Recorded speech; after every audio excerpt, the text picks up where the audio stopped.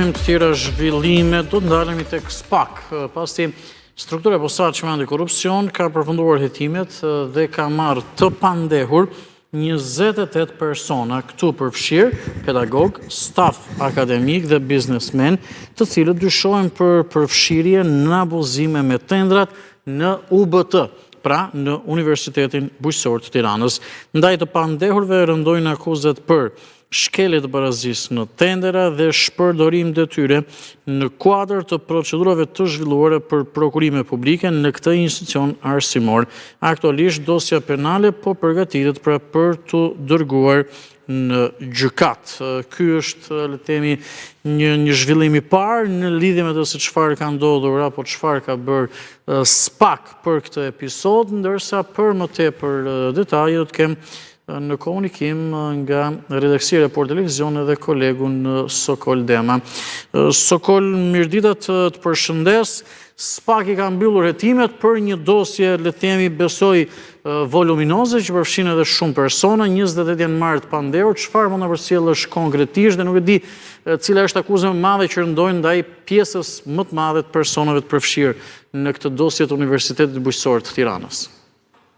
Po Andi, janë 28 në fakt në total masat për të cilat janë kërkuar pra më herët nga ana e SPAK në gjykatën e posaçme në lidhje me Universitetin Bujqësor të Tiranës. Në mesin e tyre janë staf akademik, pedagog, sigurisht përfshihen këtu edhe biznesmen pra të përfshirë në aferën korruptive. Janë disa muaj që i kanë mjaftuar me sa duket për ta përmbyllur dosjen SPAK-u dhe për ta nisur në drejtim të gjykatës, por kujtojmë që hetimi paraprak pra ka nisur që në vitin 2022 për dosjen në fjalë. Do të jetë tashmë në duart e gjykatës posaçme, e cila përmes një seance paraprake do të ketë mundësinë për ta kaluar pra për gjykim këtë dosje ose për ta rikthyer edhe një herë tjetër në SPAK për ta përmbushur me hetime të tjera.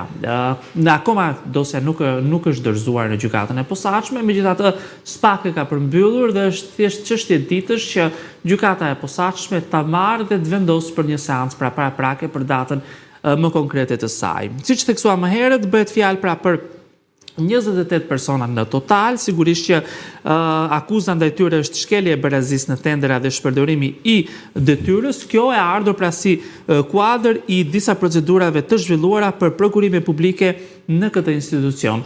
Me sa duket janë gjetur pra shkelje në total nga hetimet të cilat janë kryer nga ana e SPAK. Në mesin e tyre janë edhe dy zëvendës rektorët, pra Ilir Kapaj dhe Romina Kotaj, si dhe administratori Edmond Tërthorja, të cilët me sa duket në bashkëpunim me biznese të tjera kanë manipuluar procesin e prokurimeve publike duke favorizuar disa firma konkrete për marrjen pra të tendera. Bëhet fjalë për 9 procedura tenderimi në total dhe një dëm i cili dyshohet se ka shkuar deri në vlerën 900.000 euro pra për prokurime publike. Nga hetimet të cilat kanë zgjatur relativisht për një kohë të gjatë, sepse e ritheksoj që hetimi ka nisur në vitin 2022, duket se firmat jo vetëm janë favorizuar, por njëkohësisht janë paracaktuar pra për marrjen e tenderave dhe bërin oferta fiktive në emër të bizneseve të tjera për të fryrë në tërësi pra vlerën e tenderave në fjalë. Patjetër që do të jetë tashmë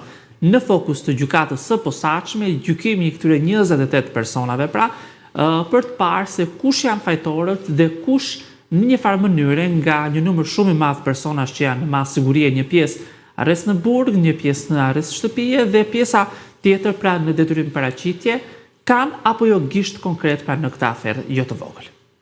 Të kuptoj. Mirë Sokol, shumë shkurtimisht po më kujtoj, sepse kjo çështje në fakt në momentin kur SPAK veproi, jo që nga periudha që ju përmendet që nisën hetimet paraprake, por kur SPAK veproi dhe bëri arrestimet, pati dhe reagime politike dhe mos gabojmë mbledhja e grupit parlamentar të Partisë Socialiste, ishte i pranishëm dhe rektori i Universitetit Bujqësor që foli për këtë çështje, pra ishte ideja e raportit vendimeve të sistemit drejtësisë, por është tjetër çështje. Të falenderoj për këtë komunikim dhe detajet.